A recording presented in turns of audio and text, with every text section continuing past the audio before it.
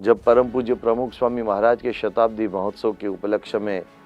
महोत्सव स्थल का निर्माण कैसा करना चाहिए उस पर विमर्श चल रहा था, तब सभी के मन में ये बात आई कि परम पूज्य प्रमुख स्वामी महाराज ने जो मंदिरों का निर्माण किया है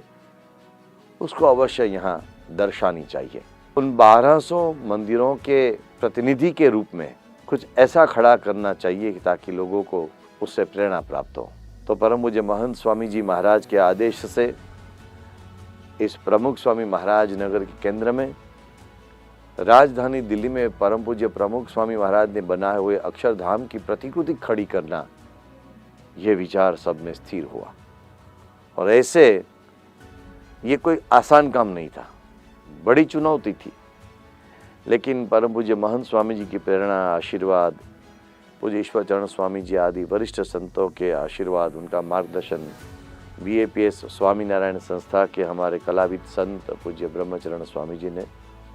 पूज्य नारायण मुनि स्वामी आदि संतों के मार्गदर्शन के अनुसार ये जो मंदिर बना हुआ है उस दिल्ली अक्षरधाम की सच में प्रतिकृति है। क्योंकि जैसे उस दिल्ली अक्षरधाम में भगवान स्वामी नारायण, उनके अनादि सेवक अक्षर ब्रह्म गुणातीतानंद स्वामी जी, राधा कृष्ण देव,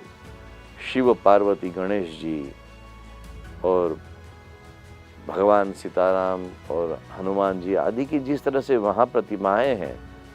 उसी तरह की प्रतिमाएं तो है ही, लेकिन उसके साथ साथ अक्षरधाम के मंडोवर में उसकी बाहरी दीवार पर जिस तरह से वहाँ भी देवता देवी या तो ऋषि मुनि की जो प्रतिकृतियां हैं, सुंदर मूर्तियां हैं, उसी तरह से यहाँ भी मूर्तियां खड़ी कर दी गई है। मैं एक उदाहरण के रूप में बताऊं तो अक्षरधाम के महामंदिर के बाहरी मंडोवर के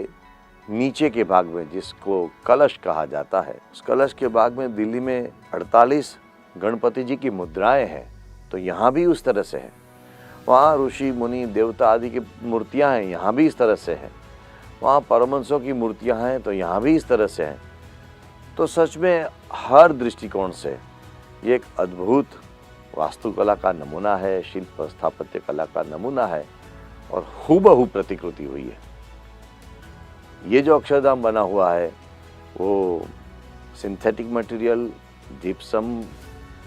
और आयरन, उस सभी के संयोग से बना हुआ है।